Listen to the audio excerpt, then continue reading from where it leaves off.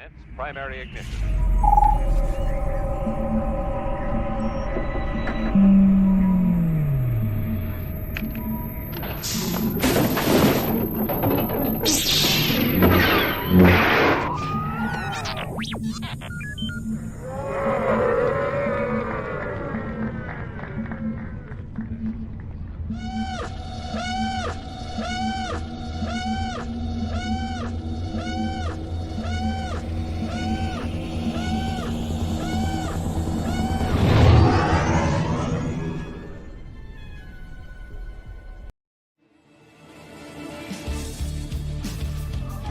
Hi, my name is Margot Apostolos. I play Tokat the Ewok in Return of the Jedi, and you are watching the Virtual Cantina. Woohoo! It's another episode of the Clone Wars Revisited, brought to you by the Virtual Cantina Network. We tonight are watching along on Season 3, Episode 11. Oh my gosh.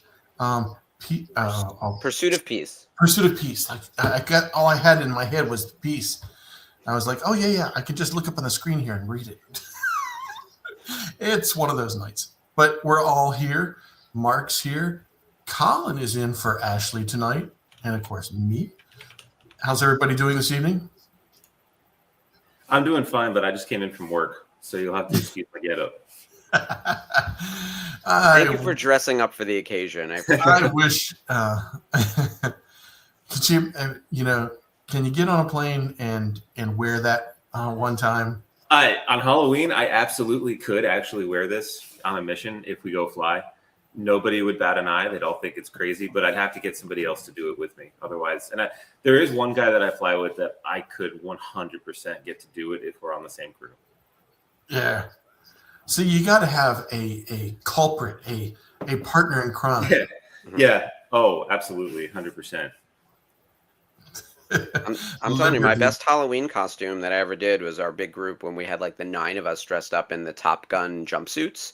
It was right after Top Gun Maverick, and we all had our jumpsuits, our hats, our sunglasses, and we're like, and once you're in a group like that, you just draw a lot of attention. It is the way to do it.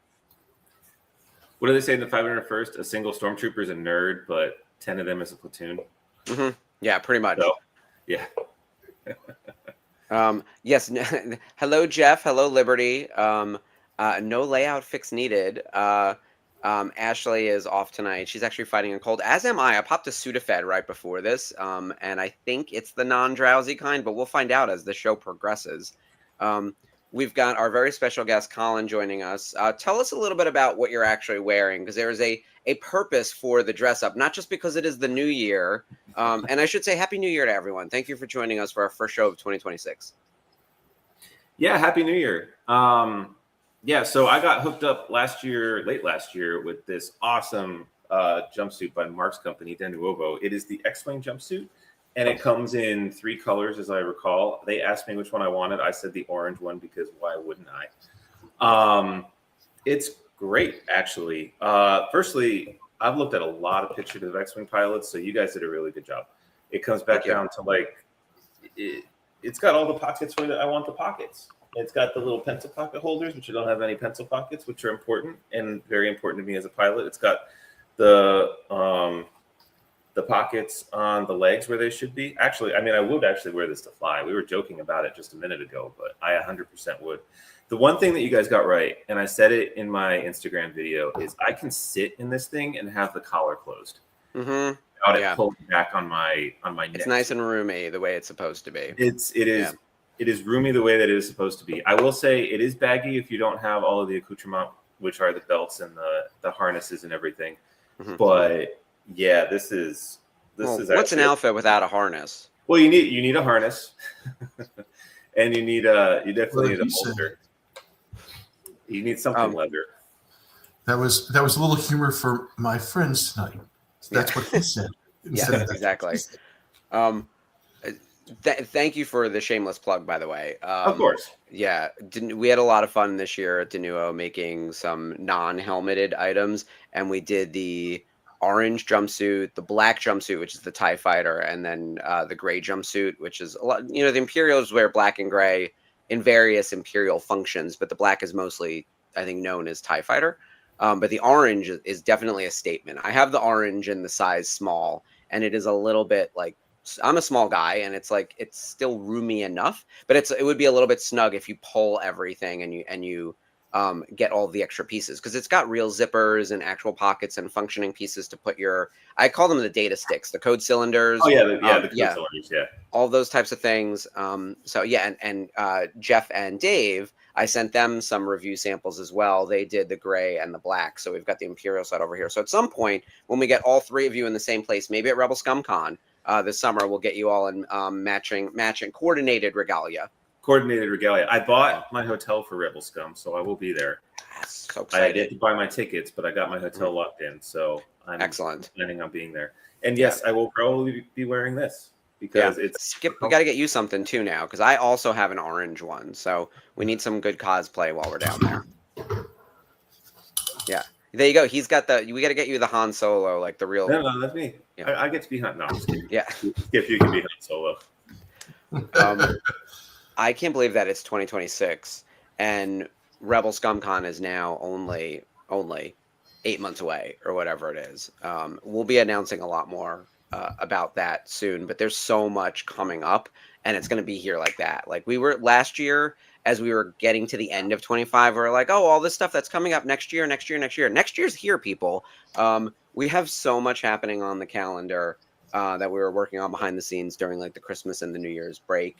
And while it was a nice relaxing break, there's just so much coming up, including the Mandalorian movie in the next like less than 5 months, basically. Well, hold on a sec. What is the date for Rebel Scum? Rebel ScumCon is August of 26. Yeah. Mando and Grogu are in, no. Mando and Grogu comes out in May. And then Rebel ScumCon is in August. We will also have a significant presence at San Diego Comic-Con in July. And then Rhode Island Comic-Con is November. So it really kicks off in May, where like the activity does not stop. So we will be keeping you busy. Yeah, that's a little crazy. I have the 7th through the 10th. Is that correct? 7th through the 9th? For Rebel ScumCon? Yeah. Yeah, that sounds right. Okay. But all right, let's get into how we celebrated New Year's here on Boys Night.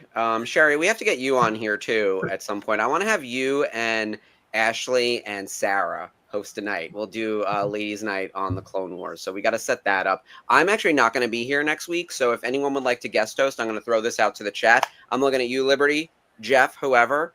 Someone can come in as another host. Colin won't be here next week. So it'll be Ashley and Skip plus a mystery third, whoever would like to pop in. I will be in Las Vegas for a trade show, the annual Halloween and Party Expo, which is a Monday, Tuesday, Wednesday event. No better days to be in Vegas. I have to get out there to build the booth on like Saturday and Sunday, but you barely get the weekend. If you're arriving on a Saturday after being on a flight in the morning, going out on Saturday night is like nearly impossible. It kills you. It's like 5 a.m. at midnight, basically the way it feels. So we'll see. But yeah, let's talk New Year's plans. So, Colin, you went out. You actually braved the cold and the crowd and went out. So tell us about your party. Yeah, well, it was supposed to be a party, but I'm the only one that showed up because everybody else decided to cancel, except for one other guy, which was really fun. And I actually felt really bad for my friends because they put on a really great party. They really did. It was a 1920s party, and they asked you to come, in costume, or at least make an effort, right? So I had a 3-piece brown tweed suit that I bought, and I was going to get the 2-tone shoes, but I also had the white button down, and I had a cloth tie or a knitted tie and a hat, which I thought I had next to me. But I look good, man. Like I look real good. Where's the photo? There are no photos, but I did keep no pictures. Didn't happen. No, I know. You got to get one good pic for Instagram to make everyone else feel bad. Yeah. Yeah, but I have to say, everybody is like, "Ooh, the professor in the tweed suit." I kind of get it because everything is very comfortable. Mm-hmm. The fabric moves, man, and it breathes. So I'm like, they're onto something. I'm gonna just start dressing like Mr. Feeney now that I'm turning 40. Mr. Feeney. No, it was fun. They put on a scavenger hunt, and they did a couple of other things that we still played the games, and the games were challenging, and they were a lot of fun. And my friend's girlfriend was in full flapper regalia too, and she really pulled it off. So quick aside, they just opened a speakeasy in Fredericksburg, Virginia, and we made a promise we're going to dress up again and go to that. They also opened a Star Wars cafe in Fredericksburg, Virginia, which I'm throwing out there.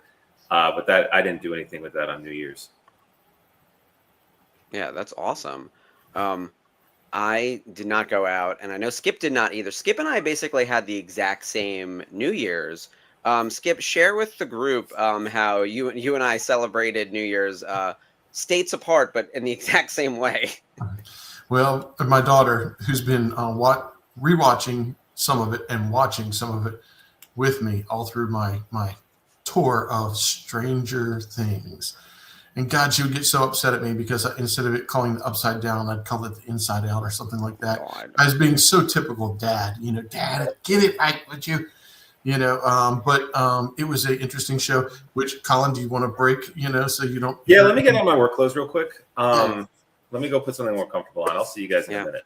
Okay. Because for those of you out there, Colin has not had a chance to watch what we're about to talk about. So if you have not watched the finale of Stranger Things, we'll try not to bust it up too much for you. I think it's really, for lack of a better term, the pacing of it. It was a 2-hour episode, and the climax came halfway through the show. Mm-hmm. And you're kind of like, no, it can't be now. I mean, like my wife is always saying, no, it can't be now. This was too early. Yeah. So, but I thought it was satisfying in that it brought so many of the pieces of the puzzle, together.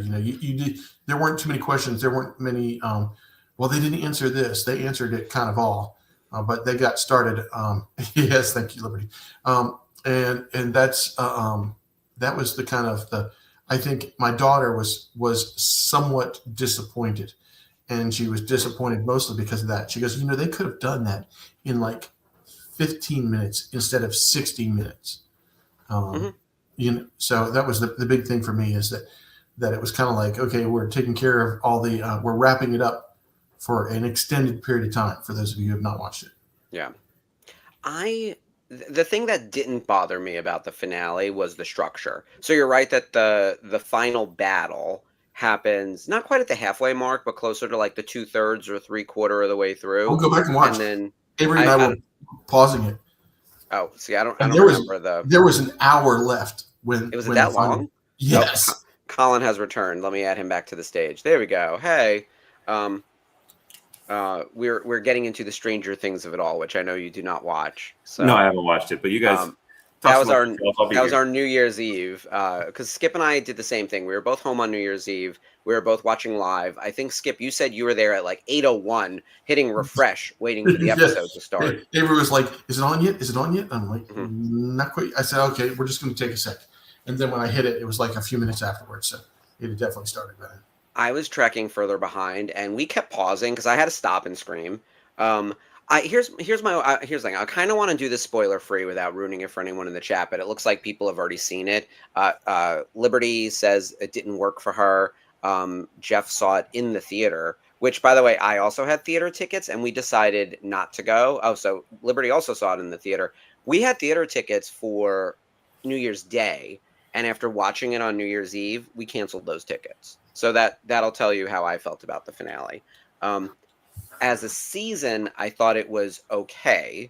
And what I liked about it was the Wrinkle in Time stuff. I actually really liked the Wrinkle in Time, and I thought that Holly was spectacular. But in retrospect, there are too many leads in the show. We've got 15 main characters that we need to deal with, and none of them got enough screen time, especially considering where the show ended versus where the show started. I felt that gap was too broad, like too big. Season 1 starts with, I keep saying this, like one missing kid in Hawkins, Indiana, that leads to a bigger mystery, but it's still like somewhat believable. But by the time you get to season 5, it is like actually preposterous. Like these children are traveling to a different planet.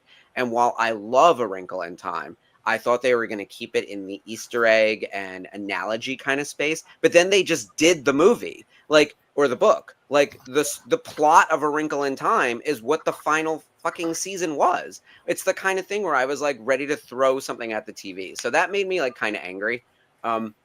It didn't land for me, which is unfortunate because I love Stranger Things. I worked on product for Stranger Things when I was at Topps, the trading card company. Like, we made their trading cards. I've followed this since season 1. I was really looking forward to this, and I thought it was a letdown.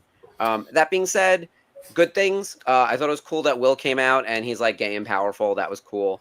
I like the coda. So the post big battle, all of the what happened to everyone after the fact, I actually really liked all that stuff. I know that's very sentimental and like sort of sappy. That actually really landed for me. But there was one character I thought didn't get a very good ending. And I won't reveal who that is, but I feel like everyone in this chat knows who I'm talking about because it seems like most of us have watched it.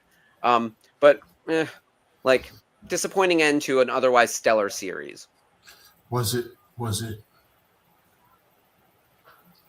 I'm just trying to. No, I think you and I know whose ending we didn't like. I'm gonna guess. Oh shit. Well, here's the thing. Without saying anything, I didn't like 11's ending. I thought Mike's was meh. I thought Will's was fine. I thought Max's was meh. I thought I'm trying to think of who else. I thought all the older kids were not a friend group. So them having their like breakfast club bullshit on the roof was so forced. Like, I was like, these people aren't friends. Like, they're just coworkers, basically. Well, did you like the way that they dealt with the Steve and what's his name? God, I'm so bad about names. Oh, Steve and Jonathan? Yeah, Steve and Jonathan. You know, I like that they like mended fences. Like, I liked that. Okay. I also enjoy the fact that like both of the Byers boys end up in New York because originally the show was going to be set on Long Island, and the running the code name for the show was Montauk. And so they end up, you know how like Joyce and Hopper are going to go to Montauk because Will is moving in. Will moved to New York, but also Jonathan went to NYU for film school. Like, that kind of thing was fine, but like it also like felt so fucking predictable. Like, what would you do with these characters? Like, if I can write it, it's not good enough. You know? Right? That's my take. Like, if I could easily have predicted this. So yeah, I'm gonna put up your comment, Liberty, because the more I'm saying it out loud, I actually didn't like. I'm liking less than I even remembered. But I will say the thing that I thought worked really well this season is like there's some bad bitches in this cast. Like the women of Stranger Things. I know we saw Welcome to Derry in the comments elsewhere. Would have crushed Pennywise. Erica alone would have bullied Pennywise into his deceased form in one episode. Mrs. Wheeler. Mike's mom, Mike and Nancy's mom, amazing. All the women really delivered. Joyce was killer this season. It was great. So I like the Holly Holly storyline. Holly was incredible. She actually carried the season, which is almost stupid for a final season. Like, why are we introducing like a younger Introducing sibling? a character and she carries the season? Yeah. It's you could do that in a season 3, like kind of like they would do, like with Erica. So Erica, Liberty is saying Erica is one of your favorites. When she popped up in season 3 with like some real like scene stealing capability, because she was in season 1 and 2 like very briefly, but season 3 they gave Erica some like things to do and she did it. I just felt like this was not the time to do this with the younger kids. Like, we didn't need this. So I don't know. We could spend a whole hour dissecting Stranger Things and the season. And I will say this funny about all of this though, and this is for everyone in the comments. Who else ended up being overtaken by Heated Rivalry, and the fact that Heated Rivalry became the #1 show on HBO Max and like overshadowed the Stranger Things finale is hilarious to me. That little show from Canada that was shot in 37 days on like a $5 million budget beat out the $500 million Stranger Things finale for all the social cred. It's wild. Yeah, what was interesting to me is there was not a lot of conversation about Stranger Things when it was over. There was a lot of hype going into it, but once it aired, it was like done. Yeah, people were pissed. The only The only discourse now is how much they didn't like it. And yeah, Liberty, Erica would have made Pennywise cry. By the way, Welcome to Derry season 2 is confirmed for October of this year.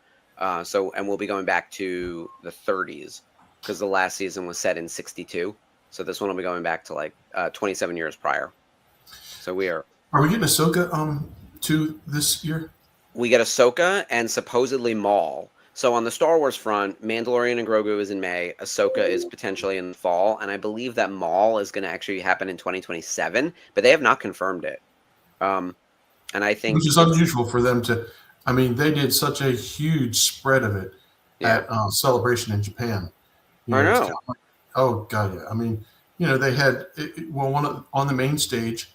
That was one of the big panels, and they came out and talked about it, and then they had Sam in smaller panels just by himself talking. So I think we were live on air when Sam Witwer walked out with all the red lights and everything, and like the mall of it all happened. And I think we were doing CNN, like the Celebration Nightly News, as that shit was happening. Because it was definitely a moment. I was like, what is Sam Witwer doing here? And they announced the show. Like, it was a big deal. Yeah, it was. And the preview, the preview / trailer or whatever you want to call it, that they aired was quite impressive and felt very complete. So the fact that they're pushing that off is like, why? That thing's got to be done. Yeah. Liberty, I agree with this. Hoping that they spread out the release if Maul does come out, because it can feel really crammed. And I know when we have programming, whether it's Star Wars or Marvel, and it's on top of each other, something inevitably loses. Like, I remember that happened with Bad Batch and Obi-Wan. They were on at the same time, and we just like fully lost track of one of the shows. Like, it's impossible to, we literally can't walk and chew gum. Like, you can do one thing at a time, whether it's Star Wars or Marvel. The next thing coming out on Disney Plus in that vein is Wonder Man, which is happening on January 27th. They're just dumping that show. I am really confused by that show. It's going to be a meta take on superheroes, but it turns out he's actually got powers, but he's auditioning to be in a show about superheroes, because it would make sense in the MCU that if all this shit has happened, that they would be making television about superheroes, but he is secretly a superhero. I just saw the preview for that today. I'm like, what is this thing? Yeah, and of course, I don't know stuff, but yeah. Once again, that's a left turn, for that character, because the character was a actor and I think / stuntman, but everybody knew he had powers. I mean, he was Wonder Man. Shit. And I just when I started realizing what he was doing was hiding his powers from everybody, I was like, oh, this sucks. This is just not Wonder Man. I mean, I don't know what this new take is going to be. But they definitely have an existing Wonder Man show that he's inspired by. Like, it looks like it's a second generation, kind of like how we have Captain Marvel, where there's the first Captain Marvel who's male, and then the Captain Marvel we know in our MCU is female.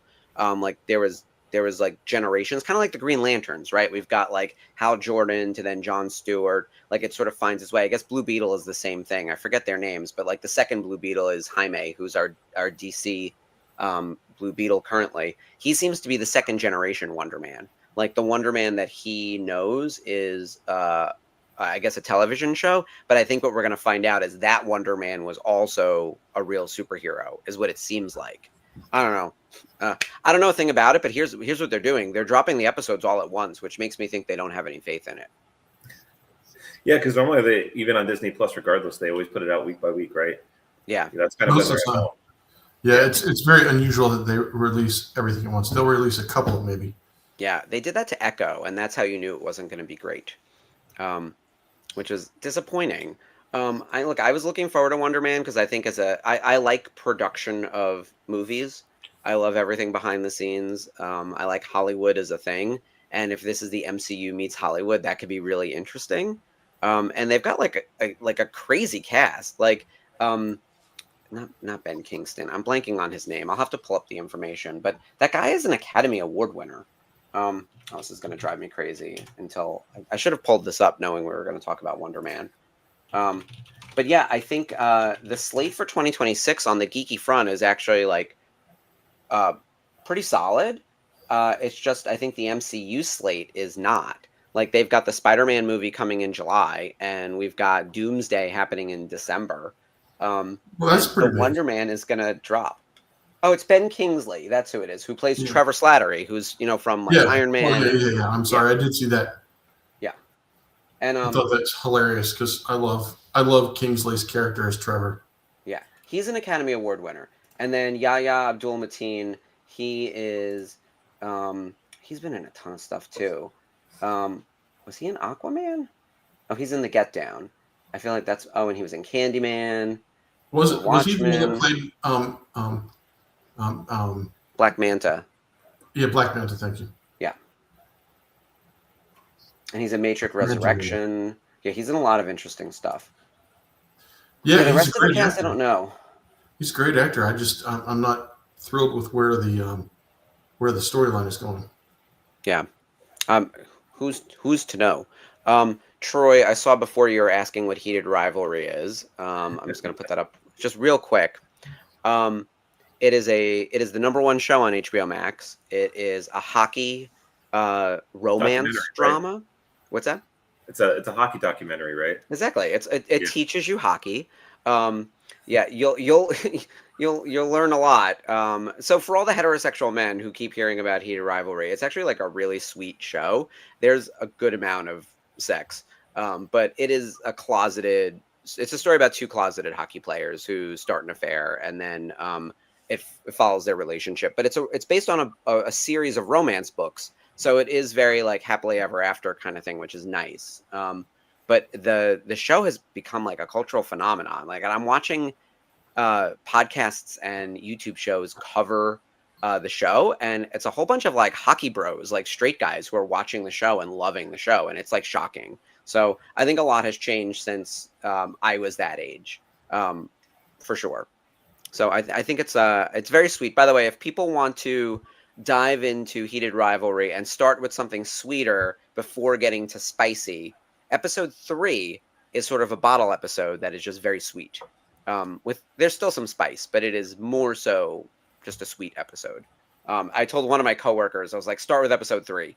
And if that's good for you, you can then move on to the rest of the series. Yeah. Give you the easy way in. All right, what else in the pop culture are we looking forward to in 26? We actually did a whole show on this on the network. We had our VCN year-end / year starting special on New Year's Day that went live at like 8 p.m. on Thursday. We covered everything we were excited about going into 26, everything we were proud of from 25. That was really fun. Check that out on the YouTube channel. I think for 26, the big thing is obviously Star Wars is back in theaters. Like, we're going to go see Mando Grogu. So that's going to be a blast. Are you ready for Mando Grogu? Are you guys looking forward to it? Yeah. Well, I'm looking forward to seeing live action Zeb after he got sidelined in Ahsoka. Well, and the fact that it's, there's some action, in the Mandalorian storyline, but there seems to be a lot, or at least what they're teasing us with is the action, which is always helpful. Mm-hmm. Yeah, I can't tell you what the plot of Mando Grogu is, but we're gonna meet a Hutt who's like a gladiator. I don't know who else is in this movie, but Sigourney Weaver's in it, so that's cool. It's always cool. Yeah, she's got a cool jacket, and she's a fighter pilot. Like, that's kind of badass. So I like it when we get these like elder statesmen of the genre like coming in. And yeah, Zeb is back. Which obviously has to eventually tie to Ahsoka, because we've got to get the Ghost crew back together. We've got to have a full Ghost reunion in Ahsoka season 2. Otherwise, I'm going to flip a table. Or we riot. Yeah, pretty much. I think that's going to happen. We hope so. Yeah, well, Colin, go ahead. You shared with me something on social media that the Rebels crew is doing a con or something. Do you remember the details about that? You know as much as I do. So I saw a thing that was on Instagram, and it had the Rebels poster with all the characters, and it had all the names. And normally I'm just like, oh, okay, yeah, I know who plays these characters. Moving on. But then I saw something, and it was, oh, they're all going to be here at this convention. And it was even Freddie Prinze Jr., which surprised me, which is why I almost didn't pay If he attention makes to it there. If he makes it there, yeah. So yeah, let me look it up real quick.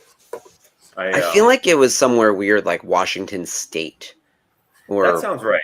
Yeah. Oh, Oh, here it is. Troy knows. Yeah, SummerCon in Washington. Troy, you're on it.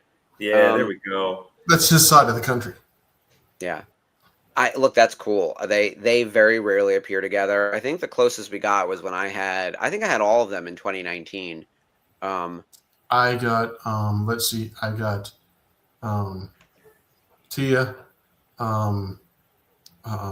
Miss Vanessa. Marshall, let's see, Steve, his wife, Mary Elizabeth, Taylor, and Taylor. I got all of them at once. Yep.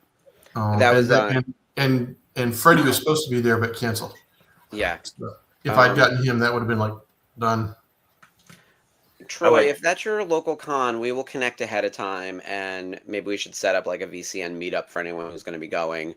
And yeah, we'll send you something special to give to the Rebels crew. Weirdly enough, even though I've worked with Tia numerous times, she's not on my Rebels poster. She's my one core cast member missing. Just because like I don't know how I missed that, but I've got so many other people on that goddamn poster, so I have to get Tia. She's the must-have. I'll never consider it done though. I'm just gonna keep getting it signed until like I literally run out of space.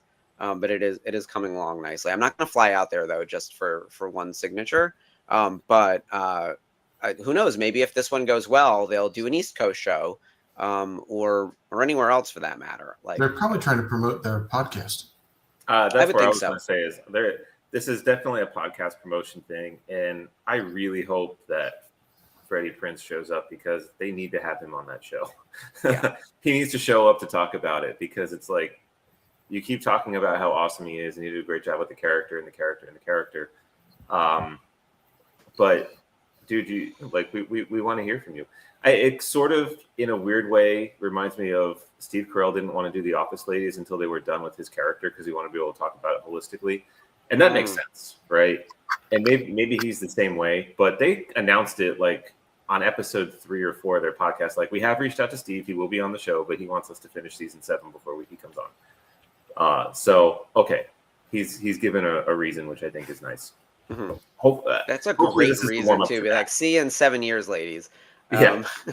Well, apparently, like if you listen to the show, because I did, they reached out to him a lot, and he was always very generous. It sounds like with his time on answering their questions. So there's that. Yeah, I hope Freddie shows up because we all want to show him how much we love his character.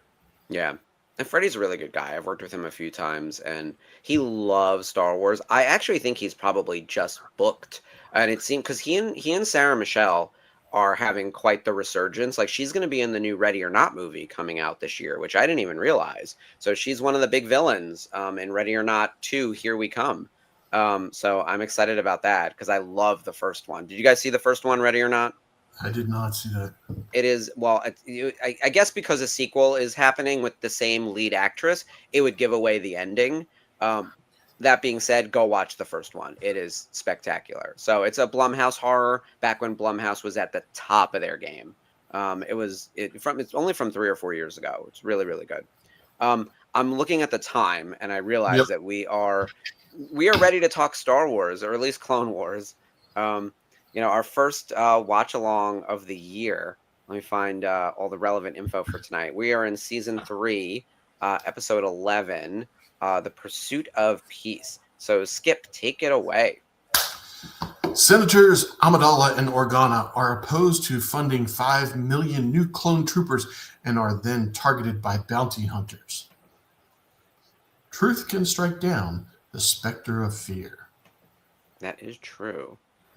I'm excited to see more senatorial shenanigans happening, for sure. Look, the best dialogue in Star Wars is always about the taxation of trade routes. So it's like, it's too relevant. All right, everyone. George knew what he was doing, as it turns out. Yeah. Well, someone was like, fascism always comes back, just stupider. And everyone's been passing around the meme of Mon Mothma talking to that one senator, where it's like they don't even have the decency to lie convincingly anymore. That may be the final humiliation, and that was just going around for the last Oh like yeah, I few saw that. weeks. And I was like, oh god, inject it right into my veins, along with the cyanide at this point. All right, we're gonna queue up our Disney Plus season 3, episode 11, Pursuit of Peace. I'm gonna hit that countdown, and then everyone hit play when it tells you to.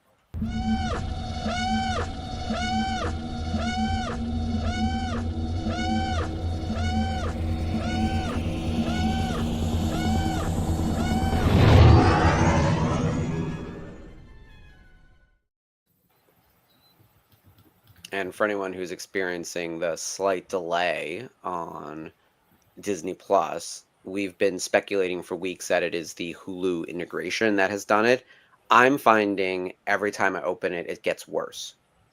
And I don't know if I need to like clear my cache or something, but Disney Plus just doesn't run effectively on my computer anymore.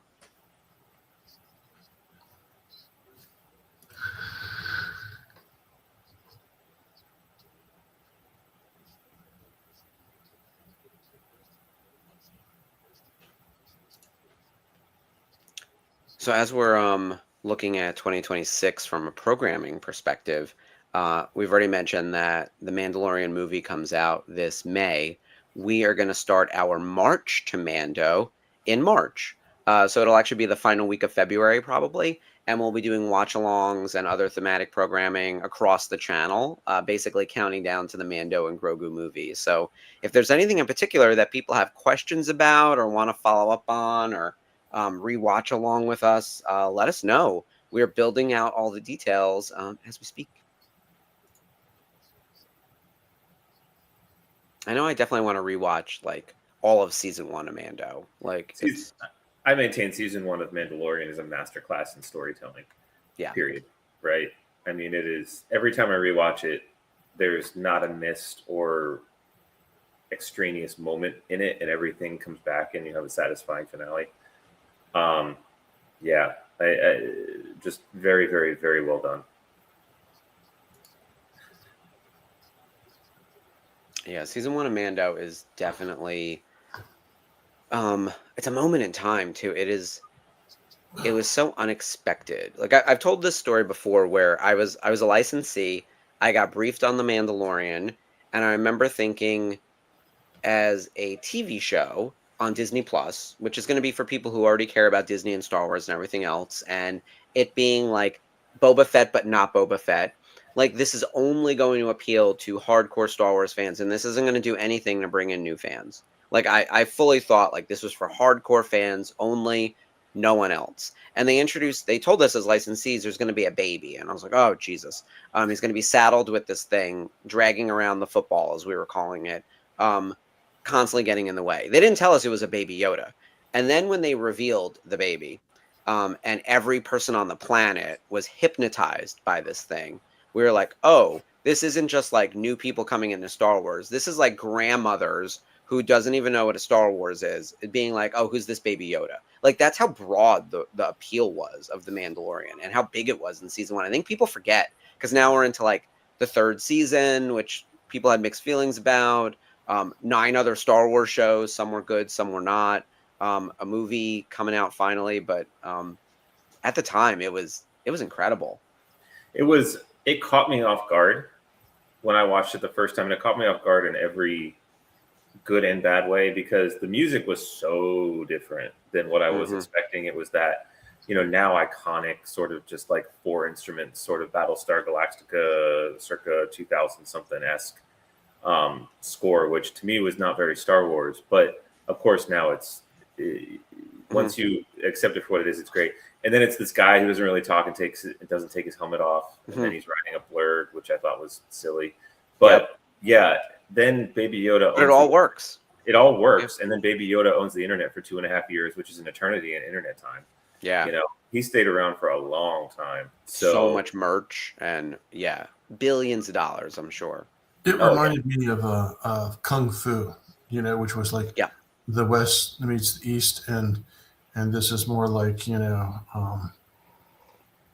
two different books put together to make this really cool Star Wars show. Yeah, it's definitely a Western. I liked in the first season that it was still pretty tight on the missions, and just how gritty it felt. And then as you start building out the world, it's kind of like the Stranger Things effect, where the world got too big. And like season 1 felt very small, like there was one mission, and it was get the baby. Oh wait, protect the baby. That was kind of it.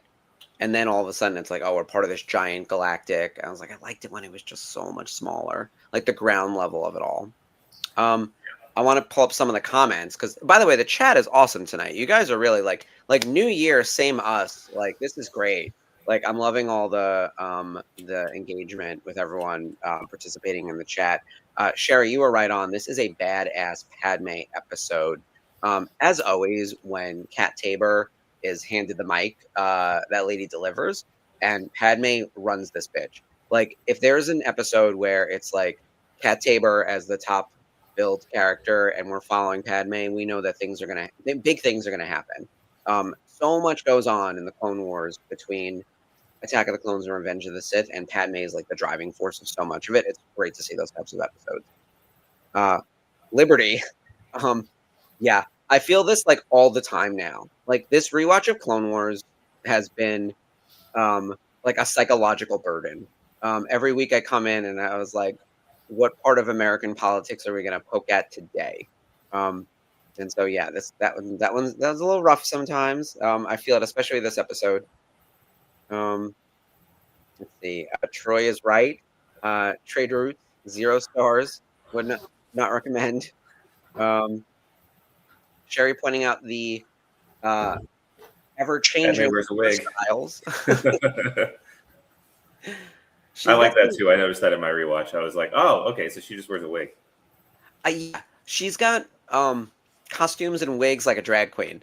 Like the robes, by the way, Drag Race started on Friday also. So Friday, January 2nd, which was technically the first day back at work after the holiday, but a lot of people worked from home. That night, I also stayed in. I did not go out. I don't like the cold, so I will hibernate more than I'm very social and I go out all the time, but like I stayed in. It was Drag Race premiere night, and I watched from home in the comfort of my home, and oh man, like the costumes and the craziness are even crazier than ever. And yeah, it is. She is very much a drag queen. Padme would be running pageants out in out on Coruscant for sure. Let's see. Liberty agrees with you, Colin. Mando season 1 as close to perfect as they could get. Liberty has good taste. She's a very intelligent woman. It's an A+ show.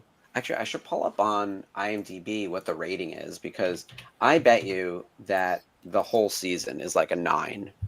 Yeah, I think it was a 9 point something. 9.2 is what I want to say for the first season. Because I think season 2 of Andor finally beat it with like a 9.8 or something.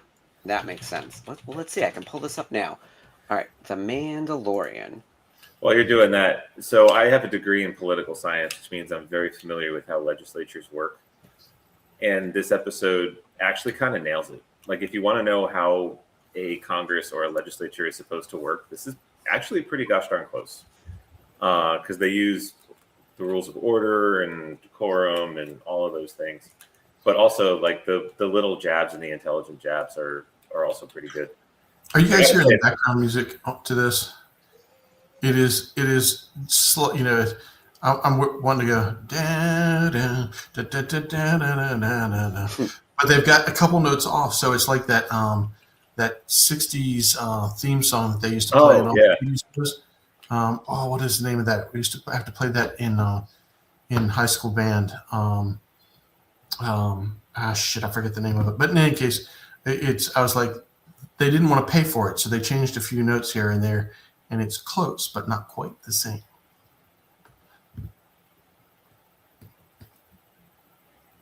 So I don't know how they managed to make an episode about interest rates so interesting for a kids show, because this is like West Wing. Yeah. Right? Well, these are probably the episodes that the kids didn't particularly like, but writers who were, our age or adults-ish at the time we're like, this is really interesting stuff. It'll hold up well in the rewatches. Yeah, I don't know if the kids enjoyed it so much, but at least you get a car chase out of it, right? Yeah, So, you always got to throw in a little something like that. oh yeah, you always got to throw in a little something like that. Had they because so we have a Quarren senator, right? We know in the next season they established that the Quarren are a second-class citizen on Mount Cala, right? So I wonder if they had thought about that when they have a Quarren senator. Just throwing that out there. I mean, obviously, you know, we talked last week about like what order you do watch Star Wars, and you know, Mark and I came on the side of you watch it in release order, because if you try to do it in any other order, things like that start to stop making sense. Yeah. Production order is the go-to.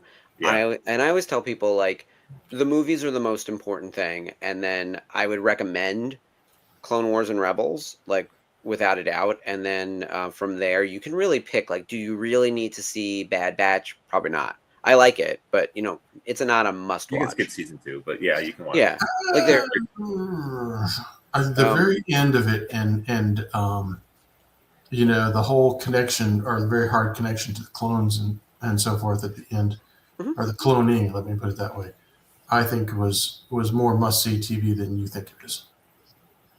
Yeah, I think, like, if we were really being forced to, like, what is critical versus what is helpful and, like, nice to have, like, you could even make the case that, like, Rogue One is not critical. By the way, it should be, because it is an A+ movie. It is an A+ movie. So from an entertainment and, like, quality perspective, yes.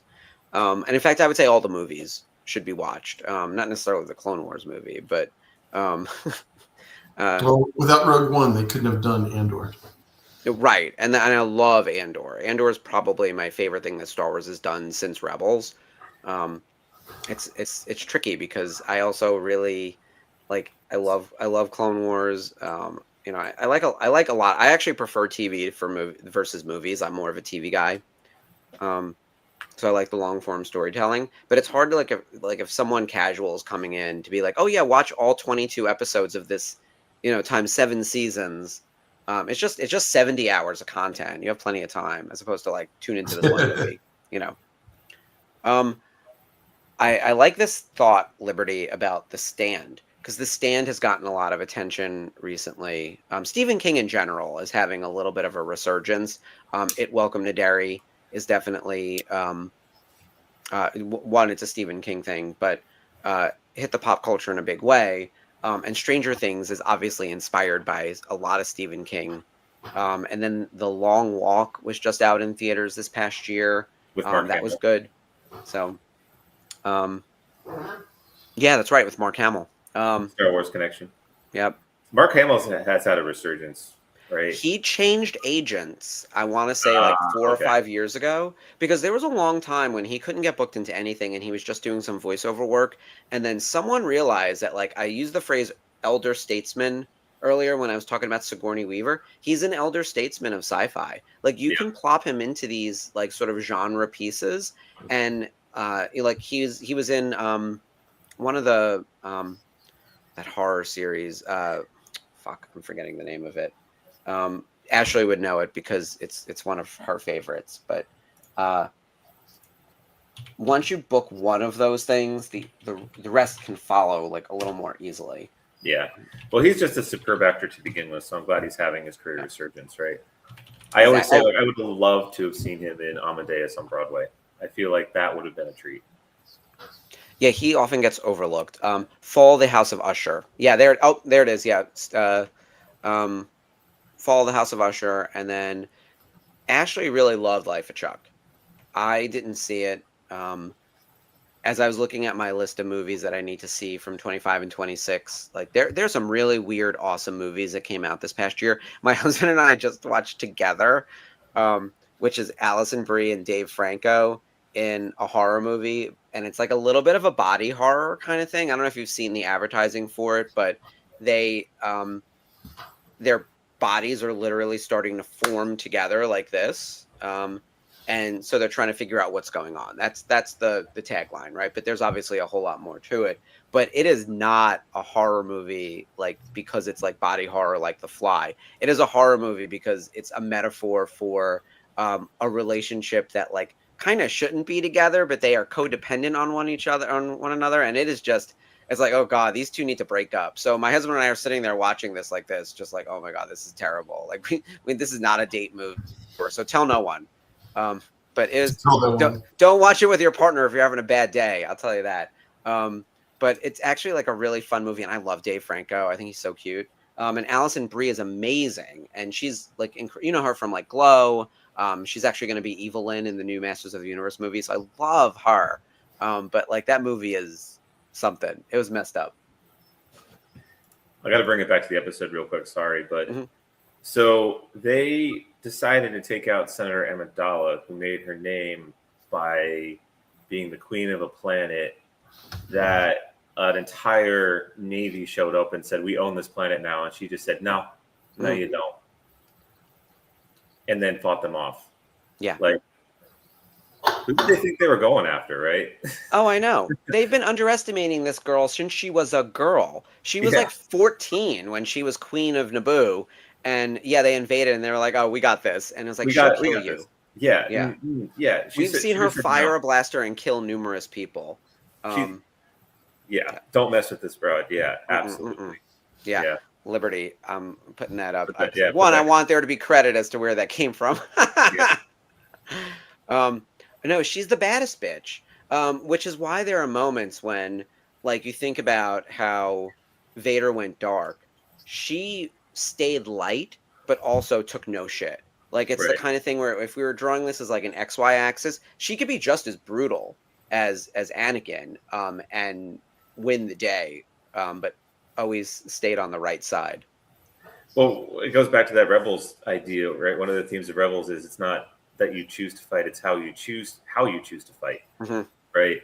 And so Anakin goes for the jugular, and it's not that like Padme can't go for the jugular, but that's kind of her last resort. Yeah, Anakin just kind of does it, right? We in a rewatch a couple weeks ago, it was Aura Singh was chasing down Padme, and Padme stuns her. And we were all screaming. Skip and Ashley and I were like, "You should have killed her." Obviously, like this is a kids' TV show, and they're not going to let Padme like assassinate someone at close range. So they use the stun. But I was like, "Come on now, Anakin would have sliced her head off." But then there was the Mandalorian episode, right? The Duchess of Mandalore or whatever it was, where they're being pursued by the little spider robots, and the traitor guy has Satine, and he's like. Are you going to kill me and prove that you're not a fascist or not a pacifist? Yep. Or are you going to let your boyfriend do it? And then suddenly Anakin does it. And Oh, it's my favorite scene in the entirety of the Clone Wars.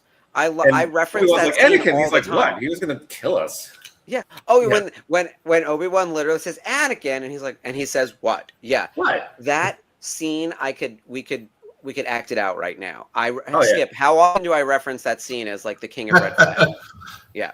Yeah, he comes, she's trying to be peaceful, and in comes, all done. It solves multiple story problems and gives you an insight into the character who becomes Darth Vader all at the same time. It's like brilliant. My favorite part of it too is it's very Boyle the Frog, right? Like that is a clue that he's headed in the wrong direction, but also we as the viewer agree with his actions. Yeah. Like there was no other way to handle that except kill that man.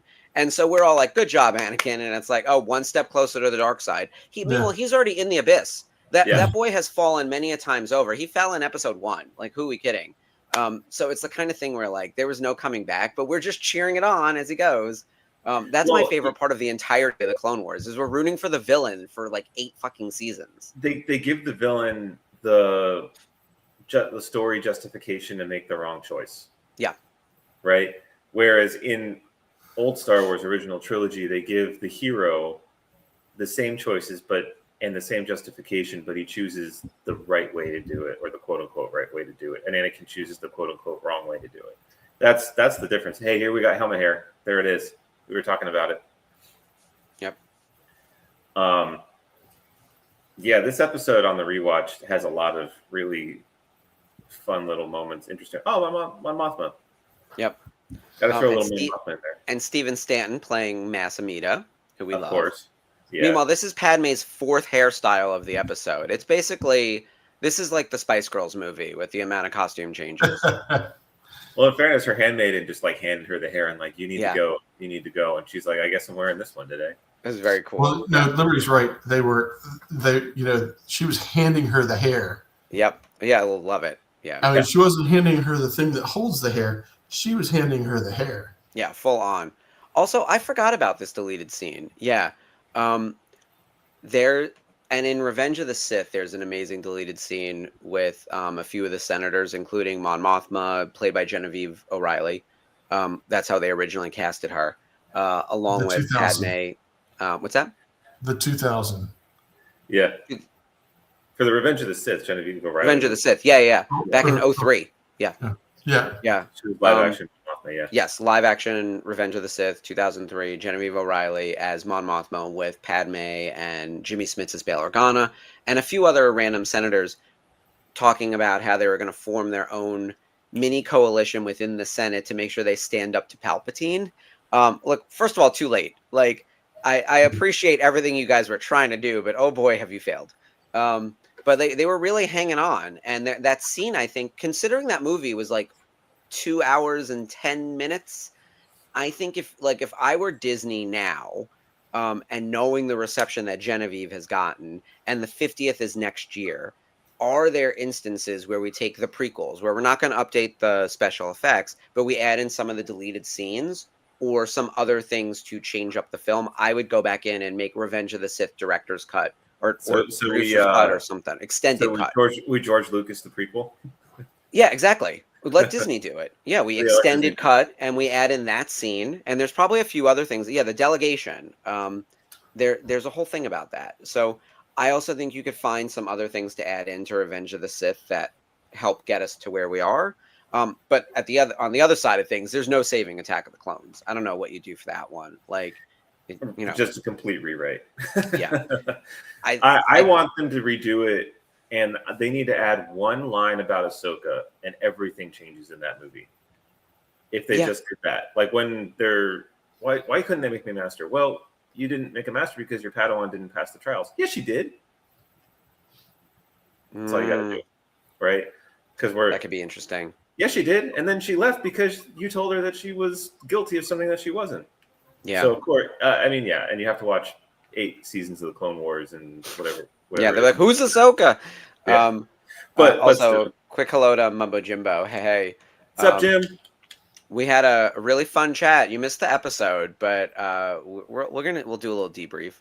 I do think so here are my thoughts. The 50 is a year away now. We're literally a year out from the 50th, and I think the celebration will go all year long. We know that A New Hope is coming back into theaters, supposedly despecialized, or the original version or some version thereof. They're going to clean it up. Yeah, as close to the original, where you can still put it on a digital projection. So you still need to upgrade the special effects well enough that like you can put it on a digital projection in theaters across the country, because no one's rolling film anymore. It's all digital. So you need to do that at the very least. They're not going to stop at A New Hope. They're going to roll out Empire, Jedi, even if it's very limited. We're like 1 week for each of them. That you can imagine them doing like just a few months of like all of these movies coming out one after another. Just like they did with the special editions back in '97, right? Yeah, I would think so. Because then it'll pay for all their production costs too. You know, oh God, I can't believe that shit was 30 years ago. That's crazy. That was a great summer. Yeah. I'm sorry, we have to highlight the last line, which is from Palpatine, which is amazing. You can have all the power in the galaxy, and yet a single senator can sway so many opinions. Because I feel like we're seeing that a little bit today with like Mark Kelly, for example. I've admired him from afar for the better part of 2 decades now. Because when I was working for NASA, his wife had gotten shot, and he was commanding the space shuttle mission. And there was, we were actually talking about it, like, what's going to happen with are they going to assign a new commander? What's going on with that? And the way that he carried himself back then, I was like, this is a really good guy to follow, and a leader. And he was just an astronaut. Which that alone puts you into like the upper echelon of talented people. Like, it's incredible what you need to do to achieve that. Yeah, those guys. I've met several of them, and they are guys and girls, and they're just they operate on 3 levels above me, which is a fun place to try to get to. But yeah, when I watched the episode earlier today in preparation for this, because I always prepare, that line especially stuck out. But that's kind of the whole point. That's why we have the Senate. That's why we have the House, because those people are supposed to be able to, get on your favorite news channel. It's all through the movie is, hope, and just a few voices. Just a few voices. And checks and balances. The whole thing. Seemingly absent at the moment. Yeah. Senator Mark Kelly's interesting. So I remember when Gabby Giffords was shot, and like because there really aren't that many political assassinations in our nation's history, but the ones that have happened are so gigantic. Like Abraham Lincoln was a president, right? Like they shot at Reagan, he was a president. JFK was killed, he was president.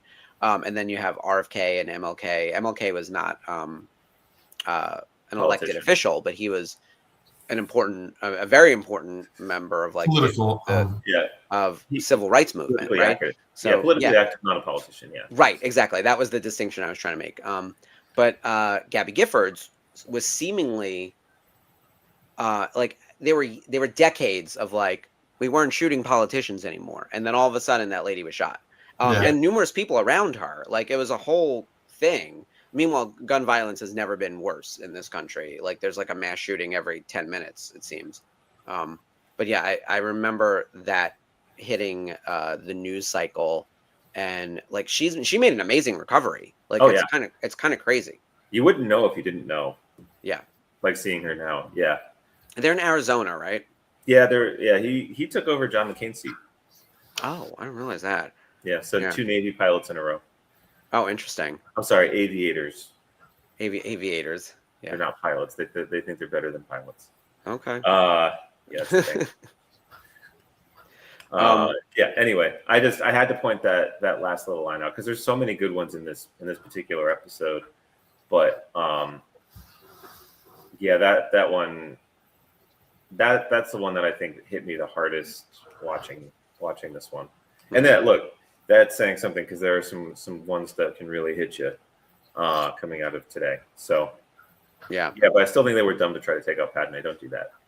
The fact that like Bail Organa was sort of as a very important chess piece was taken off the board for a bit, super concerning, right? Like that the big machine could take out like an opposition member like that, and Padme had to swoop in and save the day. Which, by the way, Padme and Bail Organa save each other constantly. It's a good thing. But it feels like Mon Mothma takes over the Padme mantle when Padme is dead, right? Like yes. My impression from her in the Clone Wars is she's just kind of there. Yeah. She's an ally, but she's just kind of there. Yeah. And then by the time we see Genevieve O'Reilly's amazing portrayal of her in Andor, which she should have been nominated for an award for. It seems like she's kind of found her Padme-ness and becomes the Padme to Bail Organa that Padme would have become, right? Yeah. That's exactly what it is. You could actually take most of Padme's dialogue and most of Mon Mothma's dialogue from the Clone Wars, the TV show, scramble it up and reassign it, and it wouldn't make a big difference. But like you don't see a lot of that from Mon Mothma in the show until you get to Andor, till you get to Rogue One, even a little bit, and a lot of extrapolation, right? Because like they basically built the character around those 90 seconds of Return of the Jedi, and they're like, we need to make this make sense, and they did. I still can't believe how fucking lucky Disney got when they cast Genevieve O'Reilly for that Revenge of the Sith scene that ended up being a deleted scene. And not only does she look the part, because she actually doesn't really look like Mon Mothma all that. It doesn't look like Carolyn Blackenston all that much, right? Yeah. Like she has blonde hair, but their facial features are similar. But out of hair and makeup, like Genevieve O'Reilly is not that similar looking to Mon Mothma. It's kind of crazy what they achieve with like a little red bob wig and some like good contouring. Like it's kind of nuts. But like, man, that lady delivers on the cadence and like the presence. Well, when Yes. they released the Rogue One trailer and they showed her as Mon Mothma again, I mean, firstly, I had forgotten all about Revenge of the Sith, and okay, so Mhm. they brought this character back. I was like, oh man, they did such a good job because it was a splitting image of the Return of the Jedi character, Mhm. right? And then, yeah, to your point, they lucked out with Genevieve O'Reilly because then, like, if she wasn't that good, I doubt that they would have brought her back for Andor. Right. Or they would have shrunk the role Right. or moved all of that character development to any other character, right? There are a lot of Yeah, to original Bail characters. Organa, probably. Yeah. In all honesty. Yeah. Get Jimmy Smith for 3 seasons, but thankfully we got Genevieve O'Reilly. Yeah. She was a force to be reckoned with. And yeah, so good. And much deserving of the Emmy that she did not get. And much deserving of the Emmy that speech in the Senate. That monologue. Emmy worthy. Yeah. The gap of truth. Yeah. Oh, it's like a chasm. Genre shows are always overlooked. We're coming up on award season now. Actually, we're in January. They just had the Critics' Choice Awards. A lot of interesting movies and TV shows are nominated, and a lot of predictable movies and TV shows are nominated. But as always, horror is overlooked, and genre in general, sci-fi and fantasy, never get the credibility, never get the acclaim that they deserve when they deserve it. There's a lot of bad sci-fi out there, let's be clear. But there's a lot of great sci-fi that gets overlooked because there's so much other garbage. Horror is finally having a moment where actually this year Sinners and Weapons will both get multiple Academy Award nominations and will win multiple Academy Awards. They already won numerous awards at the Critics' Choice. So the nice thing is that genre is coming up. I actually think, though, it is at the expense of sci-fi and other genre. Like, you're going to have horror moving. You're not going to see the other weird genres move at the same time. So it's going to be one or the other. And there was a moment where we were in like a good golden age of sci-fi for a minute. And I think that's gone now. I think like people are over superheroes. And because of that, they will not reward something like Andor because it's a comic book movie. Air quotes. Yeah. Air quotes. Air quote comic book movie. I feel like we had the sci-fi resurgence with Battlestar Galactica like 20 years ago, right? And then suddenly people were making these really serious science fiction shows, of which Mando and Andor definitely have BSG DNA in their premise and their execution, right? Without and Rogue One does for that matter too. But I feel like that moment has since come and gone and been forgotten about. I felt like we may have seen a bit of the resurgence with Andor, but I agree with you, Mark. I think it's going to be overlooked because people are tired of Iron Man and Captain America. They are. Yeah. It's not Look at the response to the Doomsday leaked trailers. Everyone's like, this is desperate garbage, right? Yeah. Like you last year they literally gave us a new Captain America movie with a new Captain America, and now we have a whole ass trailer about how Chris Evans is coming back. Desperate. Yeah, just throw money at it, right? Hey, you like that Palpatine guy? Let's bring him back. Yeah. Oh God, the worst decision. I want to hit some of these comments. I'm glad that you guys know these shows. Sinners was amazing. I would say in my top 5 for the year for 2025. I actually think it's better than Weapons, but I also have watched Weapons more because it's just so fucking weird. Weapons is crazy. Chantel is saying she had a friend who did the makeup on Weapons. Amy Madigan is going to get nominated for an Academy Award, and the makeup has a lot to do with it. Her hair and makeup in that movie is incredible. So congrats to your friends. Troy, Weapons is weird. You're not the first person to tell me they didn't get it. What I like about that movie is the vignette style storytelling and how the plots all come together. But it is a weird movie for sure. And I think if you don't like horror, it's going to land poorly for people. Like Weapons is a commitment. It's only like an hour and a half or hour and 45 minutes. Like it's not like a super long movie, but it is a weird one. And then Chantel knows all the famous people. Wigmaker on Frankenstein. Frankenstein is definitely going to get a lot of nominations as well. That one was easily accessible on Netflix. And Jacob Elordi won Best Supporting Actor at the Critics' Choice Awards last night. So the movie's off to an unexpectedly good start. No one thought that Jacob Elordi was winning Best Supporting Actor, by the way. That was actually a big surprise. So Frankenstein has momentum. There you go. Amy Madigan, who I think people probably best know her as like the wife in Field of Dreams. She's incredible in Weapons. Have you guys seen Weapons, Colin, Skip? I have not. What the hell are we doing here? It's on HBO Max. Go watch it. I don't do horror, man. You know that. I also don't here's do the thing. culture. We already I'm talked gonna about start. You know how Colin has a show on Friday? Other Colin. Not me. So I'm gonna just go on one Friday and be like, here's everyone's fucking homework for the year. Here's everything you needed to watch in 2025. Movies, TV, music you needed to listen to. I already complained last week about how there's no good music. But there's enough music where I could tell everyone to listen to the one album. Like we can do all that. And yeah, A24 and Neon are the studios to keep an eye on. I really like Shelby Oaks, which was a Neon release. A24 is always doing weird, interesting, strange stuff. Begonia was like unreal. Like I think that yeah, you're all getting homework for everyone because you've all been bad, and not naughty. You've just been bad. So everyone's going to get homework assignments on what movies to watch, what TV shows to watch, what albums to listen to. The Pit. This is going to be a pop culture assignment, and yes, The Pit is something that needs to be watched. I'm hearing that season 2 I think comes out tomorrow. Yeah, right? something like that. Yeah, I'm still looking forward to it. Wiley, right? Yeah, Noah Wiley does an amazing job in that show, and I'm really kind of bummed because now I like it, and I know they're not going to release the whole season at once. So the first season I kind of slightly binged, and loved it, and I was like, oh, now I'm going to get one episode, then got to wait a week and get another episode, and a season is like one shift. Yeah, in the Pit. It's an 8-hour shift or something, right? Yeah. Look, I think that show won a bunch of Emmys last time, and it'll do it again this time.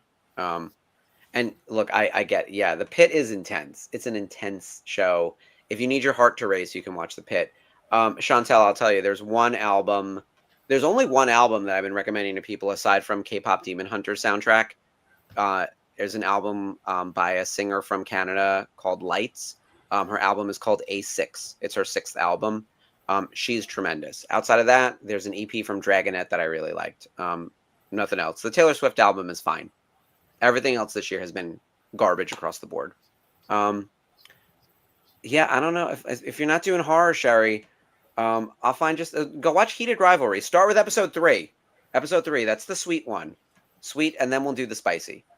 I would even honestly, like, straight guys are loving this show too. I was telling all my straight guy friends, go watch Heated Rivalry. That's my show of the year for 25, honestly. Like, it sort of took a hold of the pop culture in a way that I did not expect. Do you guys have any recommendations from 25? Any good movies or TV shows that you want to demand the chat watches? Because I don't recommend, I just demand. I only watch Star Wars shows. You guys know that. But I did see the F1 movie. I'm not going to recommend it. It was fine. But that was the only movie I saw in 2025.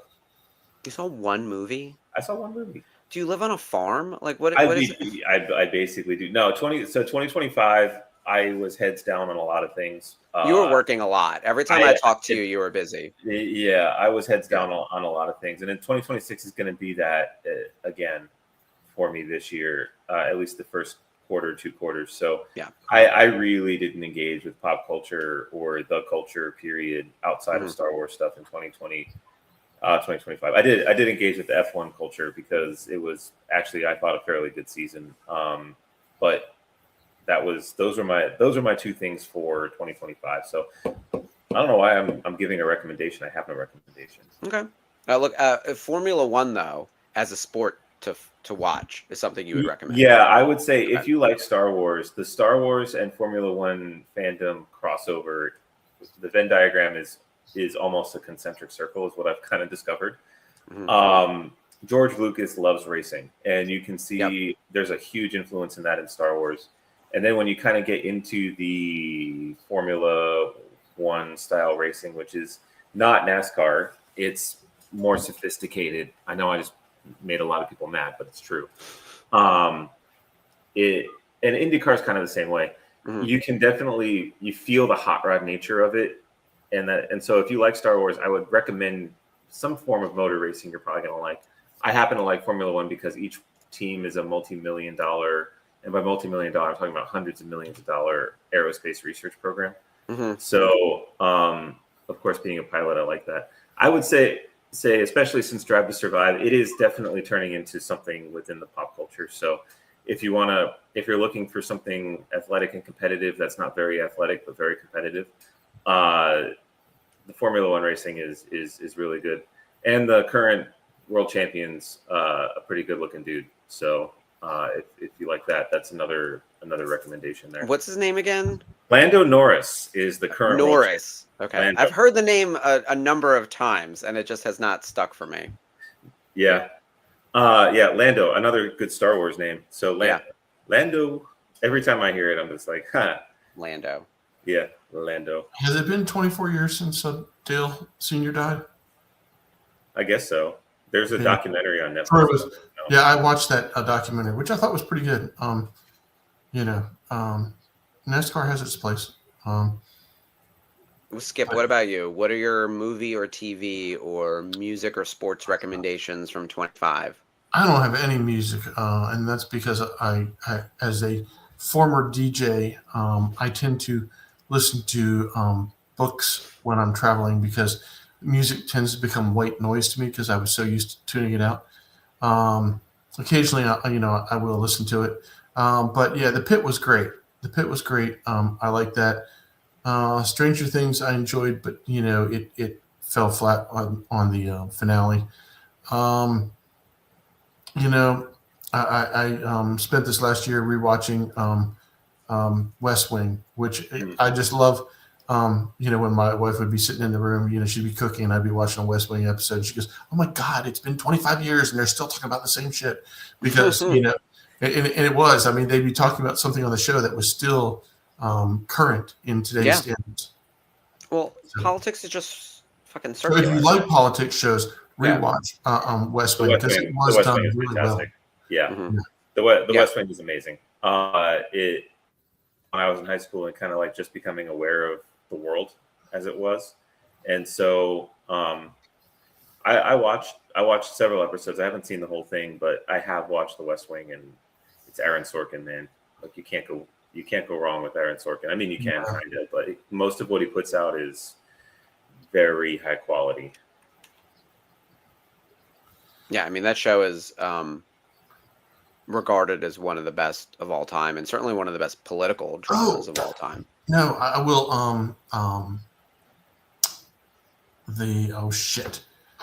on the tip of my tongue.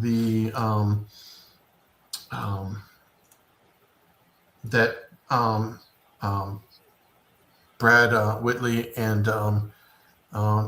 Jamie are playing in the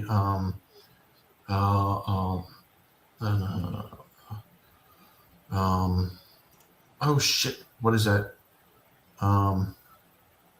Damn, it's gonna drive me crazy. So your homework is to figure this out, right? Yeah, I'm gonna figure it out before we're out of here. You guys talk. I'm gonna figure out what I'm missing.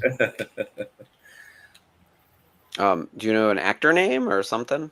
Oh, this is real easy. I just go find Bradley, and then I'll go down to his filmography, and then scroll all the way down to the bottom. Who are you talking about? I feel like I missed The Diplomat. Thank you very much. I don't know The Diplomat. You don't know The Diplomat? I know The Diplomat. It's Kerry Russell.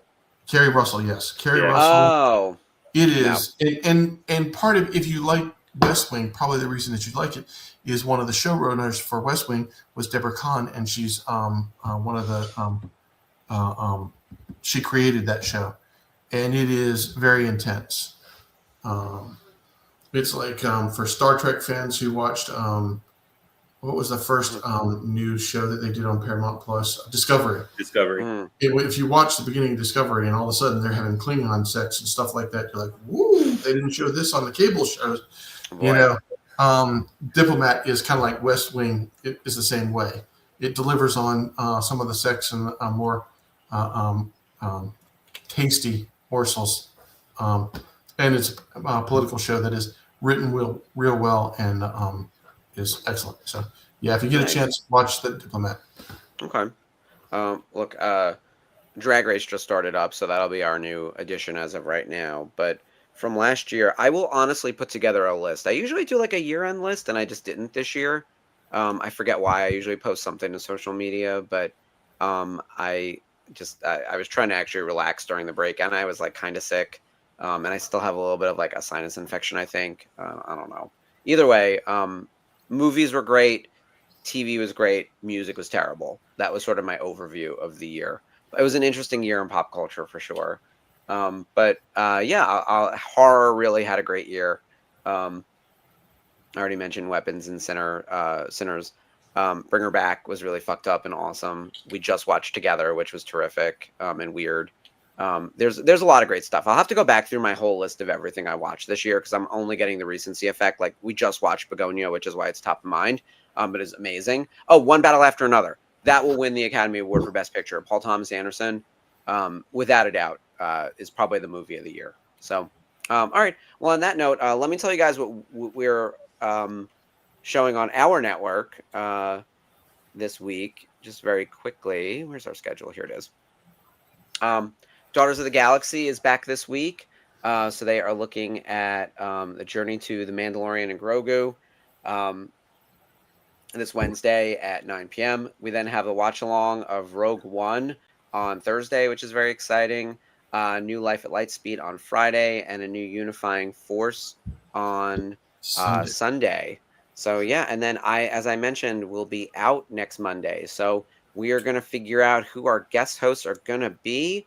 Like I said, it is an open invitation to come in with Skip and Ashley and co-host the show. It is an amazing episode next week. We're doing Night Sisters, which is one of the best in the whole series. So I'm devastated that I'm not going to be here for it. Colin, I'm sure you would have loved to join in on that one too. Yeah, we're getting into the times of Clone Wars, or the episodes of Clone Wars that are. I don't have any ones that I hate. Yeah, they're all so good. They're all just so good. Yeah. So yeah, the Night Sisters arc, was written by Katie Lucas, I think, right? Oh, was it? She wrote one of the Ventress arcs. I think it was this. It was either this one, maybe she wrote both, but it was either this one or it was the one where all the Night Sisters are killed and she has to go to Mos Eisley, which I love because I love Mos Eisley. And then she teams up with Boba Fett and rescues the girl on the train. I think she did what Katie Lucas did one or both of those arcs. I don't remember which one. Liberty wants to throw her hat into the ring. Oh, all right, absolutely. We will get you hooked up. That'll be really fun. Liberty, I don't think we've had you on air yet, so you will be in great hands with Skip and Ashley. I will message you beforehand. And there's room for a fourth. So if someone wants to be a fourth on the show, we can't do more than 4. It starts getting overwhelming at that point. But if Sherry or someone wanted to come in, and Liberty, no, look, Liberty's already doing her homework for this. She's going to run this bitch soon enough. I was like, I don't know. She wrote something. And Liberty's like, we've got the answers right here. So yeah, you can see we're very casual over here on Clone Wars. Meanwhile, She's running for Sherry's title of Jocasta fucking new. Exactly. Yeah, the librarian of the crew. We're so over time, but this has been such a fun night, you guys. This was a really fun episode to watch. Really great chat tonight. Thank you, everyone, for starting off our new year in a great way. Thank you for Colin for guest hosting. Thanks for coming on. Hopefully, we'll see you in a few weeks when work calms down a little bit. Yeah, I fortunately my work. I will be heads down, like I said, but I should have time to come and do this more often. One of my New Year's resolutions is to do more of this kind of stuff. So hopefully I will see you guys more. Yeah, absolutely. Wishing all of you guys a fantastic New Year. Have a great week ahead, and tune back in for Liberty and the rest of the crew next Monday for a new episode of Clone Wars Revisited. And we will see you then. Till then, may the Force be with you, and long live the Republic.